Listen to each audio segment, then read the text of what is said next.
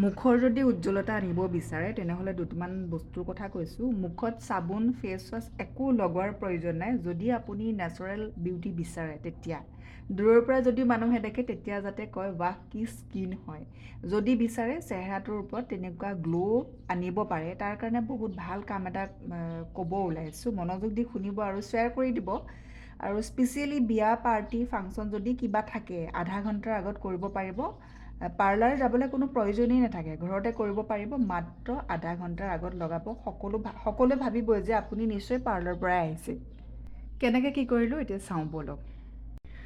প্ৰথমতে মই কি কৰিলোঁ, আলু এটা ভালদৰে বাকলি গুচাই পেলাই পিহনাখনত পিহি লৈছোঁ। তাৰপাছতে এই আলুৰ ৰসখিনি প্ৰায় এচামুচমানৰ জোখত আলুৰ ৰসখিনি উলিয়াই ল'লোঁ।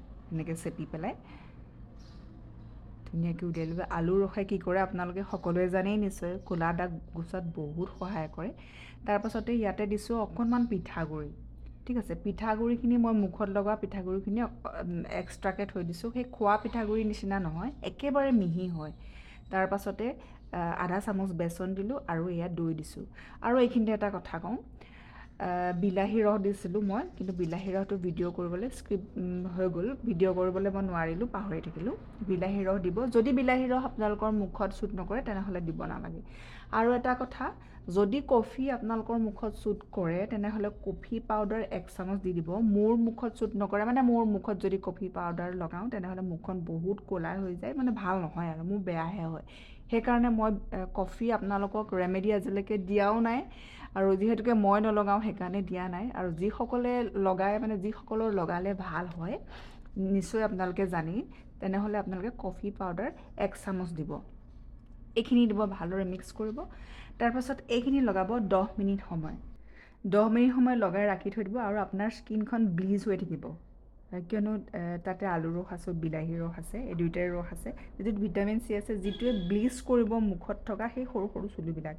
ক'লা ভাৱটো একেবাৰে নাইকিয়া কৰি দিব, যিহেতুকে আমি আলুৰ ৰস ব্যৱহাৰ কৰিছোঁ। কফি আৰু পিঠাগুড়ি যদি আপুনি দিয়ে, কফি যদি দিয়ে তেনেহ'লে পিঠাগুড়িটো সেয়া আছেই, ব্লেক হেডছবিলাক, হোৱাইট হেডছবিলাক সেইবিলাক আঁতৰ কৰাত সহায় কৰিব যেতিয়া আপুনি মাছাজ কৰিব। আৰু মাছাজ 10 মিনিটৰ পাছত আপোনালোকে 3 পৰা 4 মিনিটমান সময় চিম্পল মাছাজ কৰিব। আৰু বেছি জোৰ দি নহয়। যদি আপোনালোকৰ পিঠাগুড়িখিনি সেই খোৱা পিঠাগুড়ি হয়, মানে অকণমান দলুৱা দলি থাকে, অলপমান ডাঠ গুটিবিলাক অকণমান থাকে ন, তেতিয়া অলপ লাহে লাহে মাছাজ কৰিব। আৰু যিখিনি পিঠাগুড়ি আপুনি মুখত ব্যৱহাৰ কৰিব সেই পিঠাগুড়িখিনি এক্সট্ৰাকৈ ৰাখি দিব। কেনেকৈ জানেনে? একদম ঘন চালনেৰে চালি পেলাই টেমা এটাত ভৰাই থৈ দিব। সেইখিনি মুখৰ কাৰণে ব্যৱহাৰ কৰিব পাৰিব। আমি খোৱাখিনি অকণমান দলুৱা দলু হৈ থাকে, অকণমান মানে মিহি, বেছি মিহি নহয়, সেইকাৰণে মুখত দাগ লাগি যাবও পাৰে।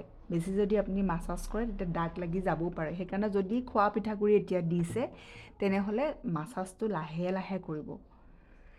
এইখিনি মাছাজ কৰাৰ পাছত চিম্পল পানীৰে ধুই দিব। তাৰ পাছতে আপোনালোকে মইশ্চাৰাইজাৰ লগাব। মেকআপ নকৰিলেও হৈ যাব যদি বিয়া পাৰ্টি ফাংচন এইবিলাক আছে। মই পাছৰ ষ্টেপখিনি নেদেখুৱালোঁ আৰু মোৰ যিহেতুকে দেৰি হৈছে, লৰালৰিকৈ যিখিনি পেকখিনি লগাইছিলোঁ সেইখিনিকে অকণমান ভিডিঅ' ৰেকৰ্ড কৰি ৰাখিলোঁ, পাছৰখিনিয়ে দেখুৱাবলৈ নহ'ল। আৰু আপোনালোকে ৰিজাল্টটো নিজেই দেখিব, নিজেই গম পাব কিমান ধুনীয়া হয়, স্কিনখন চাফা হয়, ব্লেক হেডছ হোৱাইট হেডছবিলাক নাইকিয়া হয়, খুব ধুনীয়া হয়। এবাৰ কৰি চাব।